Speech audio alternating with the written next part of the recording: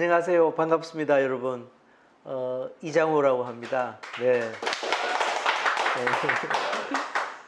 네. 오늘은 우리 콘텐츠 IP 비즈니스에 대해서 한번 같이. 저는 이걸 딱 주제를 받았을 때 깜짝 놀랐어요. 깜놀이였어. 왜냐면은 요새 대세가 콘텐츠 IP가 대세거든요. 그리고 또 대세가 IP 비즈니스가 대세예요. 이게 통합된 게 엄청나게 이제 기업의 운명을 쥐고 흔들 만큼 중요하고, 저는 생각이 나는 게 개인도 앞으로는 AI 시대, 메타버스 시대에 콘텐츠 IP 전략이 필요하다는 생각이 많이 들었어요. 이걸 연구하다 보니까. 그래서 오늘 한 25분 정도, 30분 사이로 해서 오늘 콘텐츠 IP 비즈니스에 대해서 한번 쫙 같이 한번 보겠습니다. 저는 아이디어 닥터 이장호 박사랑 개인 브랜드로 일을 하고 있고요. 주로 이제 챗GPT 생성 AI 강의하고 메타버스 강의, 그 다음 요새는 또 웹툰, 웹소설 쪽으로 일도 하면서 그 콘텐츠 IP에 대해서 굉장히 심도 있게 공부하고 배우고 연구하고 있습니다. 예. 그래서 이제 그 생성 AI하고 챗GPT는 이제 84회까지 강의를 했어요.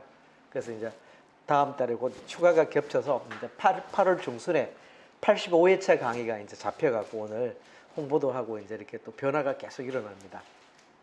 이게 딱 나온 게 이거예요. 콘텐츠 IP 그 창작 연구소, 그 페이스북에 둥지를 틀었는데 이게 지금 88명이 돼 있잖아요. 근데 올 때 보니까 98명이에요. 그 사이, 하루 사이에. 그래서 회원이 많이 늘어서 혹시 페북을 하시면은 콘텐츠 IP 창작 연구소에 조인을 하시면은 굉장히 풍성한 콘텐츠가 이렇게 무료로, 예, 우리 메모에서 제공하듯이 많은 다양한 콘텐츠에 관한 얘기가 등장하고 있습니다, 여러분. 자, 혹시 스레드, 장안의 그 화제, 스레드 하시나요? 영어로 스레드, 한국말로 스레드 하시나요? 네. 네, 좋습니다. 뭐 1억 500만, 1억 1000만 넘고는 발표가 안 나오는 것 같아요. 그 다음에는 아마, 왜냐면 이제 그 정가가 슬로우해지기 때문에 일부러 발표를 이제 안 하는 수도 있죠, 그런 거는. 근데 저커버크 회장이 뭐라고 그랬냐면은 깨끗한 트위터가 될 것이다. 그리고 머스크의 트위터에 반감을 가진 그런 어떤 이미지로 성공할 수 있다고 했는데, 이거는 굉장히 그 원초적인 얘기 같아요. 제가 볼 때는. 저 같은 원래 그 천직이 브랜드 마케팅, 제 본캐는 브랜드 마케팅이거든요. 브랜드 마케팅을 한 사람 입장에서 볼 때는 이거는 굉장히 원초적이다. 이래서 사업 성공하기는 어렵다, 크게. 이건 초기 단계는 가능하겠지만 결국은 뭐냐, 제가 볼 때는요, 미디어와 플랫폼으로 성공하려면 스레드가 콘텐츠, 특히 콘텐츠, 영어로 하면 컨텐트 클러스터, 한국말로 하면 콘텐츠 클러스터가 돼요. 단 조건이 있어요. 오락성, 엔터테인먼트 요소가 들어가야 돼요. 여가적인 그런 엔터테인먼트 요소가 들어가지 않으면 이게 한계가 많죠. 재밌어야 된다 이거죠. 재밌지 않은 거는 성공하기 어려워요. 그래서 저는 보면서 이런 생각이 들었어요. 오늘 우리 주제하고 관련이 있죠. 그래서 제가 한번 던져봤습니다. 혹시 변성진이라고 아시나요? 아주, 예, 스타인데. 이 변은요, 변화 수용성. 스레드라든가 우리 딱 보면요, 우리 인류는 도구와 함께 진화하는 호모사피엔스, 다른 말로 호모파베르잖아요. 도구 인류이기 때문에 변성자진은 굉장히 중요한 사람이에요. 변화란 건요, 수용하지 않으면 소용이 없어요. 신기술을 가진 많은 회사가 등장합니다.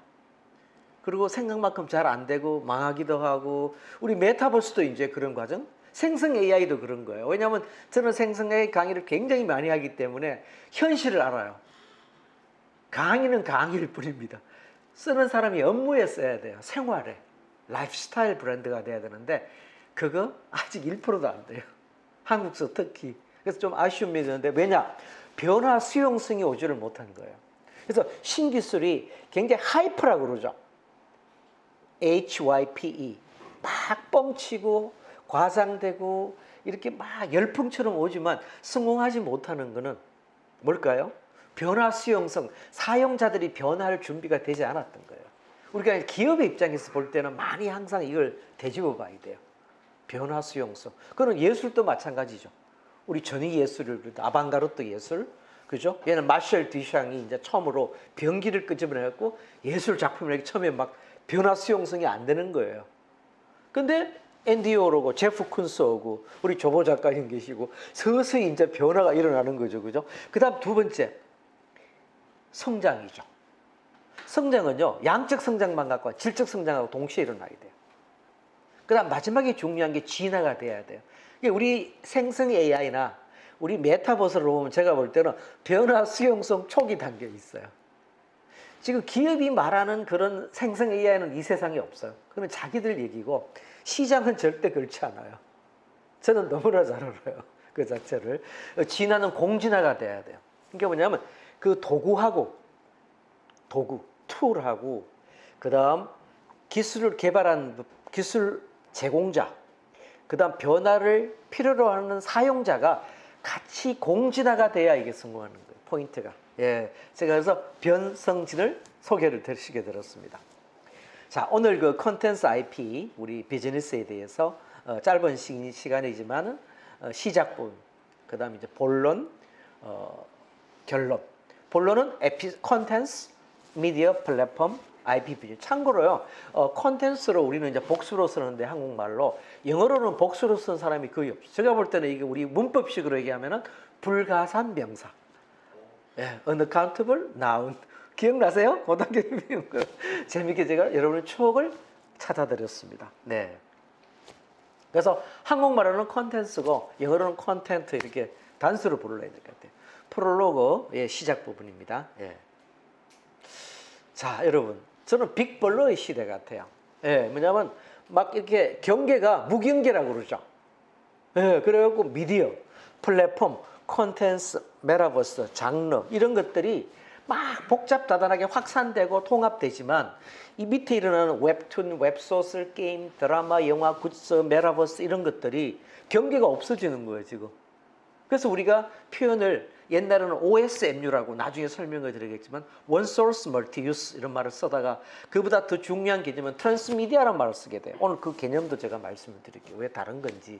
많은 분들이 혼동해 쓰시고 그 이해가 불분명하기 때문에 제가 오늘 말씀을 드릴게요.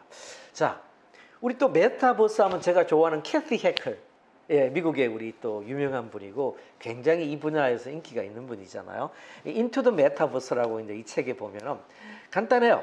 메타버스는 그 원래 디지털인 그런 컨텐츠나 아니면 디지타이드 된, 즉 디지털화된 컨텐츠로 위에 만들어진, 그죠? 가상 공간 세계잖아요. 그래서 합성 미디어라고 표현해요. 이 사람은 신세틱 미디어라고 표현했는데 포인트가 여기 키워드는 콘텐츠 같아. 한국말로 콘텐츠. 그죠? 예, 메타버스는 사실은 콘텐츠예요. 그 인터페이스와 애플리케이션 들어가는 거는 이거는 변화 수용성이고 결국은 지금 우리가 스레드도 끝판감은 콘텐츠예요. 예. 그런 사용자들이 올린 UCG나 뭐 UGG라고 그러잖아요. 그런 것들이 강력한 원하는 하이 컨텍스트, 하이 타치 콘텐츠가 없으면은 오래가기 어렵죠. 생존하기 어려운 겁니다. 그래서 우리 메타버스도 이제 콘텐츠의 관점으로 오늘 우리 주제와 도슨터 관련이 있죠, 그죠? 바라봐야 될 것 같아요. 자, 메타버스 로드맵입니다. 자, 메타버스 이제 사람들이 그래요. 막 하이프라 그래요. 영어로 표현해서 죄송합니다. 하이프 막 과장되고 막 했는데 조회수가 1억 7천만, 막 2억 개 막 올라갔잖아요. 지금은 많이 떨어졌죠, 그죠? 떨어졌지만 지금이 정상으로 가는 거, 백투더 노멀이에요. 여러분, 그러면 평생 메타버스만 검색할 건가요? 그런 거는 전부 거짓말이에요. 그런 분석가들이 잘못 보는 거예요. 지금 생성 AI 검색 많이 하지만 이것도 뚝 떨어지기 시작하는 거예요. 왜? 다른 것도 하고 살아야 되잖아요, 그죠? 네, 그러다 보면 사람들은 항상 이런 걸 반복하는 거예요. 지금이 진짜인 거예요. 지금 자, 좀 정신이 들어왔어요. 작년에는 저도 정신이 없었어요. 메타버스 강의를 되돌아보니까 아, 그럴 수 있구나. 그래서 메타버스는 콘텐츠 IP 창작 공간이다. 이 생각이 딱 드는 거예요. 잘 뜯기만 할 때 이런 생각할 필요 없어. 판만 벌리면 다 돼. 겨울이 왔어. Winter is coming. 겨울이 오다 보니까 이거 뼈저리 있게 거예요. 그래서 제가 유튜브라든가 웨비나로 저기 영어를 좀 써도 돼요. 제가 저 얼마 있다 방송에 나가야 되는데 걱정이 대화 중에 영어를 할까 봐 굉장히 걱정스러워요. 그럼 작가나 PD가 막 잘라 편집 다 해버려요. 그죠? 그래서 우리 보면은 이벤트 주체잖아요. 이벤트 주체가 뭐냐면은 콘서트, 전시회, 컨퍼런스, 교육, 모임, 팬덤이잖아요. 이런 것들이 가상 공간에 메타버스에 일어날 수 있는 거예요. 지금 보면은 메타버스가 오히려 더 회사에서 론칭하는 게 리얼해요. 이제 돈 되는 것만 론칭해요. 작년까지는 돈 되든 안 되든 무조건 판 벌려. 이제는 철새꾼들은 다 떠났어요.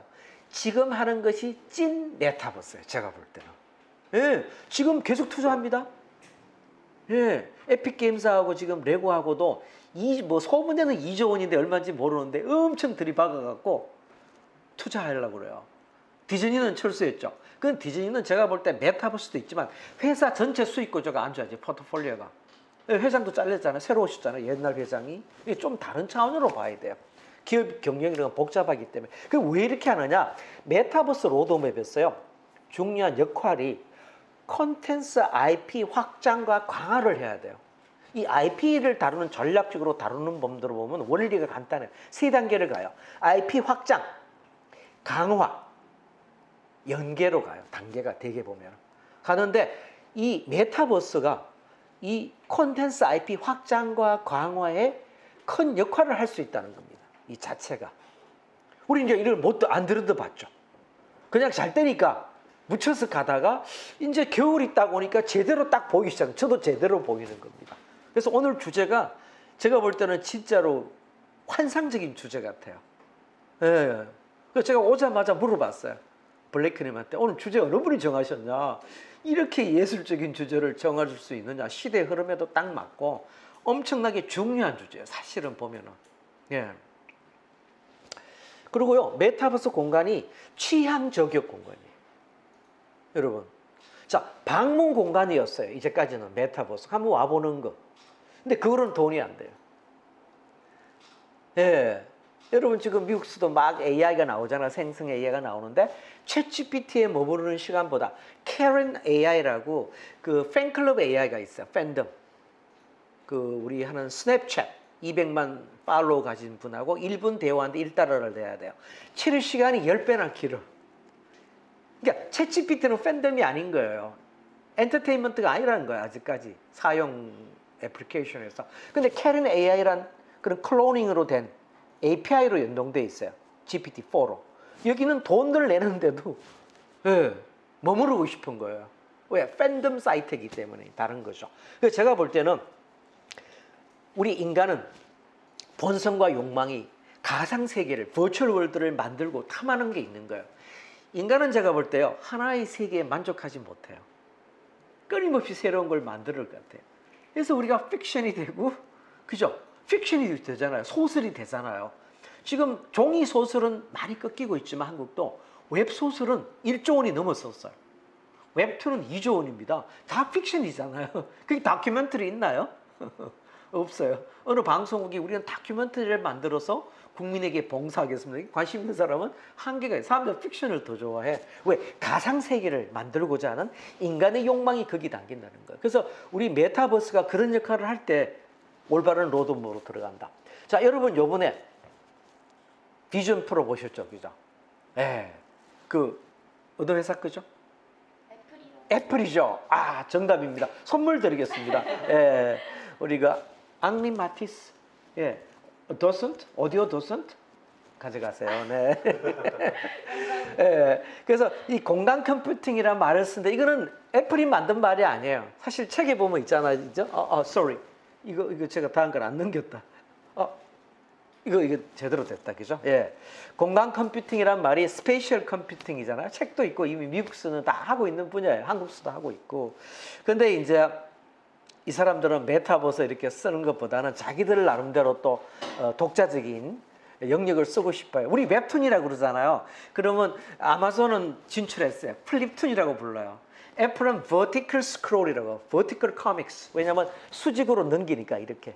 예, 다르게 불러. 물론 웹툰이 브랜드로 등록된 것도 있어요. 미국서 네이버가. 있지만 이 사람들은 또 이렇게 부르고 싶어요. 공간 컴퓨팅. 좋아요. 너무 뷰티풀한 이름, 아름다운 이름 같아요. 그래서 제가 딱 보니까 이 수잔 프레스카스 애플 부사장인데 기똥찬 말을 했어요. 아주. 공간 컴퓨팅은, 즉 메타버스는 새로운 유형의, 새로운 타입의 엔터테인먼트, 오락, 즐거움을 즐기는 방법을 상상하게 해준다는 거예요. 이게 포인트입니다. 안경 끼고 뭐 덜랑달랑하고 이런 게 중요한 게 아니에요. VR이냐 MR이냐 논쟁이 중요한 거 아니라는 거예요. 이 포인트가 엔터테인먼트입니다. 공간 속에서, 가상 공간 속에서. 그래서 제가 보니까 이것이 메타버스로 성공하기 위해서는 이 비전 프로와 물려갖고 CIA가 필요하다. 미국 중앙정보국이잖아, 그죠? 근데 C는 컨텐츠예요. 컨텐츠가 없으면 이게 불가능한 거예요. 근데 가운데가 뭡니까? 인터페이스죠. 문제는 항상 인터페이스예요. 제가 다음 또 슬라이드가 있는데 자세하게 말씀드리면 인터페이스가 얼마나 저는 원래 또 디자인도 전공을 했기 때문에 이 인터페이스가 엄청난 기술적인 인터페이스가 문제 아니에요. 인터페이스는 이거는 그야말로 모든 기술의 신기술의 운명을 좌지우지하는 겁니다. 그 다음에 이제 애플리케이션 이렇게 CIA가 연결이 돼야 된다는 거죠. 자, 이제 본론으로 들어가서 에피소드 변화 절약입니다, 그죠? 예. 자, 변화가 있는 세상 어떤 변화가 있느냐? 복합 생태계 우리 하나로 가능한 모든 걸 다 표현하고자 제가 담아봤어요. 사실은 이제 웹툰 웹 기업에 가서 강의하려고 만든 건데 좀 보강을 했어요. 예. 자, IP 가치 사슬이 엄청 중요해요. 사실은 IP 밸류 체인이. 예. 그래서 콘텐츠가 있죠. 엔터테인먼트, 장르, 플랫폼, 미디어, 메타버스 이 속에서 우리가 이 큰 거대한 복합 생태계 안에서 우리 뭐 다 나오죠. 뭐 영화도 있고 애니메이션도 있고 OTT 작품도 있고 뭐 웹소설 뭐 게임도 있고 그죠? 이런 것들이 다 있는데 재밌는 것이 한국은 게임이 강하잖아 그래도요. 세계에서. 웹툰도 강하죠. 웹소설이 강하죠. 이러니까 원천 IP를 가진 나라가 돼요. 그래서 이게 복합 생태계를 그릴 수 있어요. 물론 미국이 이런 영화라든가 이게 막강하지만 한국이 이런 웹툰, 웹소설을 원작으로 한 작품을 만드는 능력이 탁월하다 보니까 게임도 막강하고 해서 한국은 이런 복합 생태계를 가져서 앞으로 콘텐츠 생태계에서 한국이 세계 탑3까지 갈 수도 있다. 예, 전체적인 생태계로. 예. 여기에 메타버스 역할은 엄청나게 중요하고 한국 기업들이 엘리팩스, 즉 우리 이제 올림플래닛, 엘리팩스 이런 웹 3D기죠. 이런 서비스들이 새로운 어떤 개척적인 어떤 길을 만들 수 있다 저는 생각이 듭니다. 미국에서는 시도하지 못하는 거예요. 그래서 미국의 샌드박스 CEO도 한국이 메타버스 선진국이다 이런 말을 하는 겁니다. 예. 자, 이게 포인트입니다. 아까 신기술 수용을 제가 말씀을 드렸는데 신기술이 있죠. 따따따도 있었고 스마트폰도 있고 요새 생성 AI 인공지능이 생긴 지는 68년입니다. 근데 갑자기 왜 인공지능이냐, 그죠? AI 챗봇하고 대화를 하니까. 인터페이스가 달라진 거예요. 내가 파이썬이나 자바를 몰라도 대화를 할 수 있다. 예. 웹툰도 왜 성공했죠? 여러분? 이 노트북만 있었으면 안 됐을 거예요, 이만큼. 전화기로, 스마트폰으로 그냥 스크롤을 막 돌리잖아요. 예. 인터페이스의 관건인 겁니다. 예. 메타버스는 왜 덜커덩거리나? 이 인터페이스가 불분명한 거예요. 어디로 할 거냐? 그리고 환상적인, 그래서 비스포크, 그 엘리팩스가 만든 삼성 비스포크가 항상 인기 끄는 게 가장 간단한 로그인이 되는 거예요. 필요 없어. 예, 사인업 할 필요가 없어요. 그냥 로그인 돼버리죠. 그냥 전화기 들고 언리얼 엔진으로 만드는 아주 고용량인데도 전화기로 아주 가볍게 유니티처럼 쓸 수 있다는 거죠. 포인트가 예를 들면. 그런 것들이 굉장히 인터페이스인데 인터페이스로 시작돼서 인터페이스가 있어야만이 연결이 되잖아요. 그 다음은 콘텐츠가 받아줘야 돼요. 근데 이걸 뭐를 만드느냐? 경험을 만드는 거죠. 즉 뭘 말하냐면은 아직 메타버스 세계에서는 이모셔널 익스피리언스 감성적인 경험이 부족했던 거예요.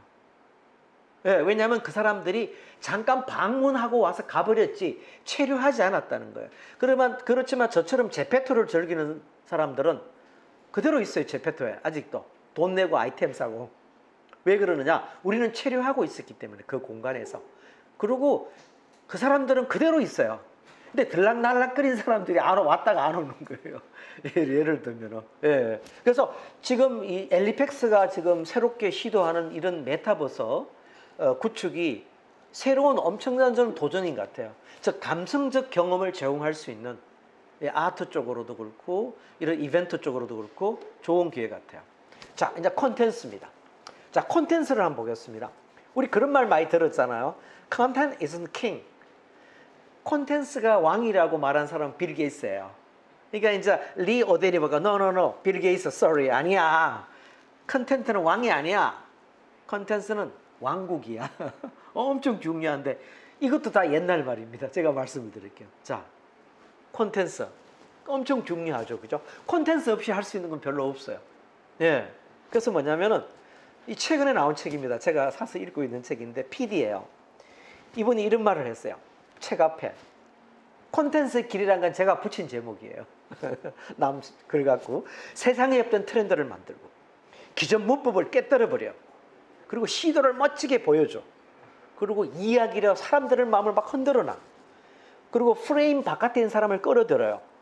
새로운 관점과 변화도 보여주고 나의 주변을 관심 어린 눈으로 바라보게 만들어주고 가장 중요한 거 우리의 삶이 소중하고 유한하다는 걸 깨닫게 해주는 콘텐츠의 길. 콘텐츠의 길은 제가 집어넣습니다. 여러분 생성 AI, 챗GPT, 구글 바드, 빙챗 엄청 쏟아잖아요. 엔트로픽의 클라우드 쏟아져 나오는 이런 판국에 콘텐츠는 저절로 생성된다 어쩌고 저쩌고 하잖아요.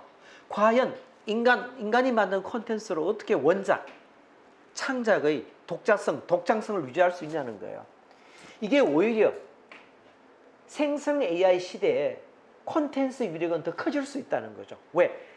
편집된 콘텐츠로 누구나 만들 수 있어요. AI가. 원래 편집을 저도 좋아하거든요. 편집 갖고 이제 안 돼. 왜? 그건 AI가 나보다 더 잘하니까.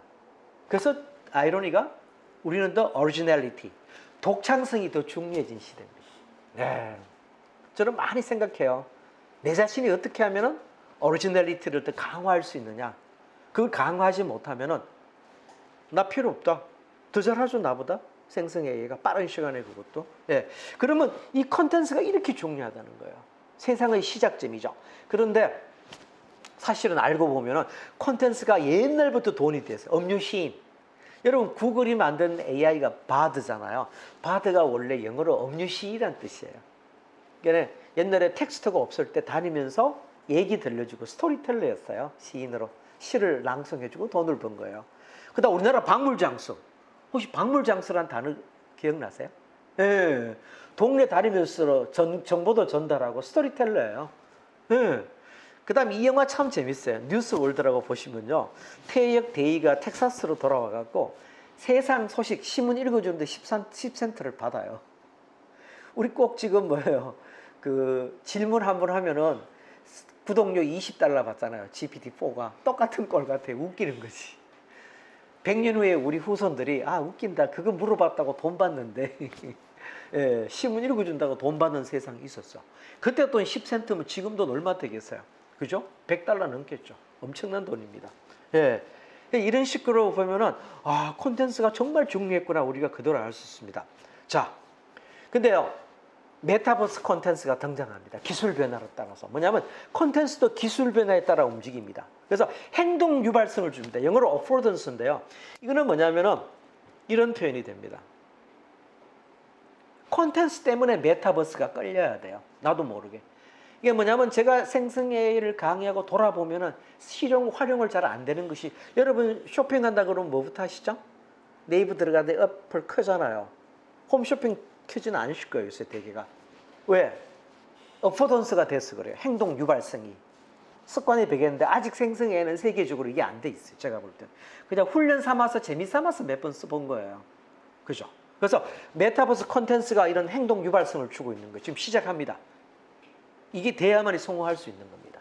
예, 그래서 왜냐? 메타버스는 스피드가 있고 쇼타임에 움직이고 심플하게 접근할 수 있기 때문에 가능하다는 겁니다. 자, 그래서 콘텐츠의 마지막 부분을 보시면요. 굉장히 재밌어요. 콘텐츠가 있잖아요.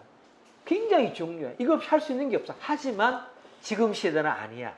콘텐츠는 필요 조건이지만 충분하지는 않아요. 콘텐츠에 IP를 붙여야 돼, 단어를. 근데 요거 갖고도 또 안 돼. IP 비즈니스를 해야 돼. 이 양쪽을 다 합하니까 뭡니까? 콘텐츠 IP 비즈니스가 되는 거예요. 세상을 움직이고 미래를 움직여가는 것은. 그래서 크리에이터하고 큐레이션하고 창작하고 큐레이션하고 파트너십으로 끌고 나갈 수 있다. 자, 그 다음 이제 미디어 플랫폼입니다. 모든 회사는 미디어 회사다. 그죠? 예. 재밌잖아요. EC 이꼴 MC. 그래서 모든 회사가 콘텐츠를 생산하고 미디어 회사로 등장합니다. 우리는 세상의 변화를 볼 때요. 가장 문제가 백밀러로 과거의 자료로 미래를 보려고 그래요. 백밀러로. 영어로 리어뷰잖아요. 한국식 영어로 백밀러인데 여기서 항상 고정관념에 빠져서 다 무너지는 거예요. 예. 그래서 미래를 볼 때는 새로운 눈으로 바라볼 수 있어야 되는 거죠. 자, 여기 하이라이트입니다. 또 트랜스미디어 스토리텔링입니다. 전통적 미디어가 있잖아요. OSMU로 연결될 때는 부분의 이야기들이 전체 이야기를 구성하지 않아요. 원소스로 쓰긴 쓰지만 안 돼요. 근데 트랜스미디어 개념은 뭐냐면은 부분의 이야기들이 전체 이야기를 새롭게 구성해요. 유니버스가 있는 거죠. 세계관이. 우주관이 있는 거죠. 예, 소위 말하는 뭐 마블의 MCU, 마동석 MCU가 존재하게 되는 거죠. 융합 문화를 만드는 거고. 이게 뭐냐면 저는 볼 때 메타버스 도슨트가 지금 엘리펙스가 추구하는 것이 그냥 온라인, 오프라인에 못 가니까 보는 거 아니에요. 이거는 전통적 레가시 방식이에요. 레거시. 전통적 방식이고 트랜스미디어 관점에 볼 때는 오프라인도 가고 이것도 하는 거예요. 왜? 내가 웹툰 보고 웹드라마 보고 영화 보고 뮤지컬 보고 다 봐. 책까지 샀어 봐. 종이책까지. 이게 트랜스미디어로 가는 거예요. 세계관이 형성돼서. 예, 엄청나게 다른 차이점입니다. 관점이. 그죠? 그죠? 예, 포인트입니다. 그래서 메타버스의 가상세계가 이런 트랜스미디어의 하나의 유니버스 우주 세계관 안에 하나의 존립이 되는 거예요. 포인트가. 예, 이것이 이제 트랜스미디어 개념이고 그냥 대체만 하겠다는 것은 전통적 미디어 관점입니다. 처음에는 우리가 이렇게 할 수 있지만 결국은 트랜스미디어 관점으로 가야만이 되는 거고 기업에도 다 플러스가 되는 거예요. 예, 사용자들에게도. 자, IP 비즈니스입니다, 여러분. IP는 천의 얼굴을 가진 엔터테인먼트 비즈니스다. 제가 엔터테인먼트를 집어넣었어요. 자, 보시면 보이시죠? IP 비즈니스, IP 뭐 마케팅이죠. IP 테크놀로지 이코시스템 이게 엄청나게 많은 거예요. 제가 한번 찾아보니까. 예, 야, 천의 얼굴이다. 그죠? 예. 그래서 포인트는 항상 공진화가 돼야 된다. 같이 공진화가 안 되면은 그것이 그 지속 가능성이 떨어지는 거예요. 예, 지속 가능성이 떨어지는 거고. 그래서 우리가 이제 오늘 그 수익화 전략으로 저는 이제 뒤에서 하시기 때문에 간단하게 말씀드리면은 기업으로 보면은 개인으로 보면 아티스트라든가 기업으로 보면은 메타버스 이벤트를 트랜스미디어 관점에서 활용함으로써 이런 티켓, 광고 공간, PPL, 굿즈 서비스 등을 통해서 이룰 수 있다는 생각이 들어요. 그래서 자, 이제 결론 부분입니다. 항상 저는 결론에서 이런 말을 합니다. 불가능이 가능해진다는 겁니다. 자, 아마 전 세계에서 엘리펙스가 최초 아니라는 생각이 들어요. 메타버스 갤러리 그런 컨셉으로 야, 도슨트 개념, 그죠? 오디오 도슨, 티켓 보니까 메타버스 도슨, 그냥 아이디어가 굉장히 신박한 것 같아요. 아, 이건 엄청난 거다. 이거는 영어로 번역을 해갖고 세계적으로 알릴 필요도 있다는 생각이 많이 들어요. 자, 여러분. 정여울 작가 좋아하세요? 아, 잘 모르세요? 엄청 유명해요. 저는 무지 사랑하는 작가인데 유럽 얘기도 쓰고 뭐 여행 얘기 쓰고 저는 여행 또 직업이 여행이고 전 세계를 다니는 노마드니까 정여울 작가의 신간입니다. 오늘 신간 소개 참 많이 한다 그죠? 예, 여행의 쓸모. 여기 보면 이런 얘기 나와요. 나는 상품을 수집하는 삶이 아니라 추억을 수집하는 삶을 꿈꾼대요. 아, 멋있어. 예술이야. 이 작가라서 달라요. 필체가 달라. 저는 이런 문학적 재능은 없는 편인 것 같아요. 그런데 불행하지 않아요. 행복해요. 왜? 이런 작가를 통해서 그분들이 가상세계로 메타버스 세계로 들어가기 때문에 저는 이렇게 또 말을 살짝 바꿔봤어요. 나는 언제나 경험을 수집하는 경험을 수집하는 삶을 산다. 경험 수집 어디서 하죠? 실생활 이렇게 우리 메모처럼 만날 수도 하지만 메타버스 공간에서 할 수 있잖아요. 가상 공간. 인간은 이런 공간에만 만족할 수 없어요. 끊임없이 새로운 공간을 추구하기 때문에 메타버스가 그런 트랜스미디어 전체 생태계 안에서 엄청난 역할을 할 수 있다고 생각이 됩니다. 여러분 빅테크 얘기 들으셨죠? 저는 이제 콘텐츠 IP 이런 시대에는 콘테크라고 통해요. 콘테크. 콘테크는 뭔데? 콘텐츠 테크 기업이에요. 예. 항상 재밌는 게 제가 한 말입니다. 기술의 변화는요. 새로운 종류의 콘텐츠를 생성합니다. 예, 이 포인트입니다. 엄청나게 새로운 겁니다. 그래서 딱 제가 느낀 게 예스24가 우리는 책 판매 새로운 CEO인지 그분이 사장님이 이런 말씀하셨더라고요. 우리는 책 판매하는 회사 더 이상 아니야. 우리는 콘텐츠 IP 비즈니스 하는 회사라고 선언했습니다. 예. 여러분 네이버, 카카오 다 콘테크예요. 넷플릭스. 예. 그 다음 이쪽에 유명한 재단 미디어 또 제가 또 도와주고 있는 락킹 코리아. 웹툰으로 유명한 웹소스로 유명한 회사죠. 이런 회사들이 다 이게 다음 포인트는 이겁니다. 여가, 엔터테인먼트. 아놀드 토인비 박사가 이 말씀하셨어요. 인류의 미래는 여가를 레저 타임을 어떻게 수용하느냐에 달려 있다. 저는 여가를 엔터테인먼트로 해석해요. 즐길거리 이렇게 해석하기 때문에 굉장히 중요하다는 거죠. 그래서 오늘은 여기 제가 저한테 주어진 토픽 그런 이슈 이외에도 엔터테인먼트라는 단어가 등장합니다. 우리가 지금 하는 거 이것도 엔터테인먼트예요. 앞으로 계속 소개해드릴 내용도 제가 볼 때는 그게 되지 않으면은 사람들은 오래 머무르지 않게 되는 거죠. 자, 오늘 여러분 뭐 재밌으셨나요? 예. 예. 새로운 관점이 많이 있죠.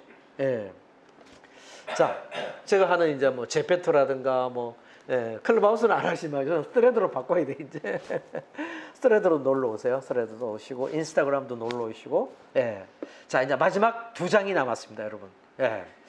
자, Content IP as Entertainment Business. 엔터테인먼트 제가 집어넣었죠, 그죠? 그래서 여러분 이 The Metaverse를 쓴 사람이 그 매튜 볼이에요. 예, 이분 책이 먼저 나왔죠. 캐티 해클보다 먼저 나왔는데 저는 이분이 투자간 줄을 알고 이 메타버스를 잘한다고 생각했는데 이분이 IP하고 엔터테인먼트도 전문가더라고. 투자자다 보니까. 예, 이거 연구하면서 엄청나게 많은 사람을 또 만나게 됐어요. 새로운 주제를 주셔갖고. 그러니까 이 사람이 이 말을 했어요. 엔터테인먼트 비즈니스는 3가지만 해라. 예, 스토리 만들어서 얘기해라. 그 다음 이 스토리에 사랑을 심어라. 예, 사랑을 심어라. 그래야 돈 번다는 거예요. 이게 돈 된다는 거예요.